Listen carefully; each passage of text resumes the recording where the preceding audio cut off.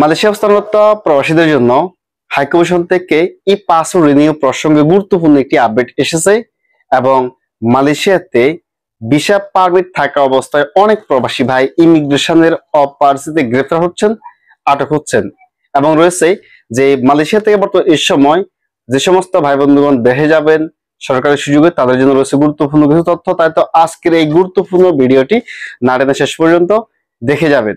যে সম্মানিত ভিউয়ার্স, যে সমস্ত ভাই বন্ধুগণ আপনারা মালয়েশিয়াতে ই পাসপোর্ট তৈরি করবেন তথা এমআরপি থেকে ই পাসপোর্ট আপনি কনভার্ট করবেন, তো সেক্ষেত্রে আপনার কিছু নিয়ম মানতে হবে নতুন করে।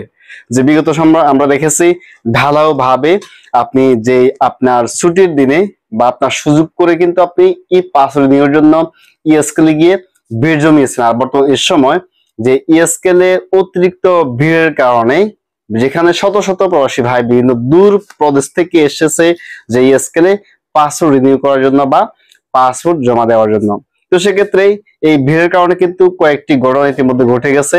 তাই তো হাইকমিশন থেকে নোটিশ এসেছে আপনাদেরকে অবশ্যই অনলাইনে যে পাসপোর্টের জন্য জমা দেওয়ার জন্য আপনাকে অবশ্যই এই অনলাইনে অ্যাপয়েন্টমেন্ট নিয়ে আসতে হবে।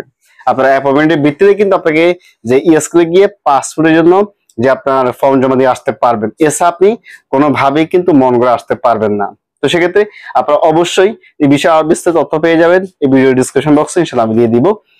আর বিষয় প্রসঙ্গে যে সমস্ত ভাই বন্ধুগণের হাতে আপনার ভিসা পারমিট রয়েছে তাদেরকে ইমিগ্রেশন অনেক সময় গ্রেপ্তার করতেছে। আমরা দেখতেছি যেমনটা গতকাল কুয়ালালামপুর বুকিত বিনতান লয়েড প্লাজাতে অনেক প্রবাসী ভাই ইমিগ্রেশনের হাতে আটক হয়েছেন, যেখানে গিয়ে দেখা যাচ্ছে অনেক ভাই বন্ধুগণের হাতে পাসপোর্ট রয়েছে, ভিসা রয়েছে, তারপর তাদেরকে আটক করেছে শুধুমাত্র যে কোম্পানির ভিসা ওই কোম্পানিতে কাজ না করে অন্য কোম্পানিতে কাজ করার কারণেই কিন্তু তাদেরকে গ্রেপ্তার করেছে এবং কি তাদের সাজা অনুযায়ী ভিসা ক্যান্সেল করে ইমিগ্রেশন দেশে পাঠিয়ে দেওয়ার সক্ষম বা ক্ষমতা রাখে। তো সেক্ষেত্রে যদি কোনো কোম্পানি তাদের যে কোম্পানির সাথে ইমিগ্রেশনের সাথে ডিল করে হোক বা বর্তমানে যেখানে কাজ করছে ওই কোম্পানির সাথে এগ্রিমেন্ট করে হোক নিয়ে আসতে পারলে ভালো, না হলে কিন্তু দেশে পাঠিয়ে দিবে।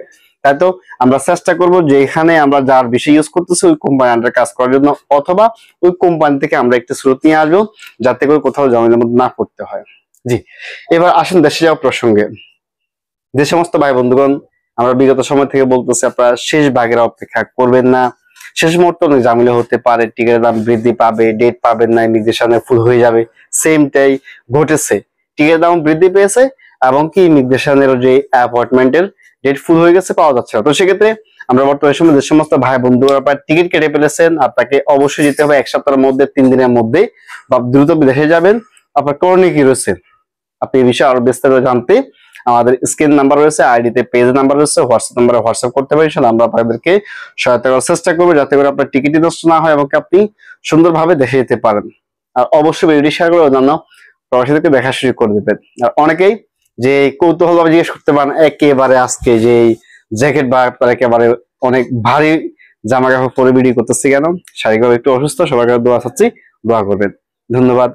আসসালামু আলাইকুম ওয়া রাহমাতুল্লাহ।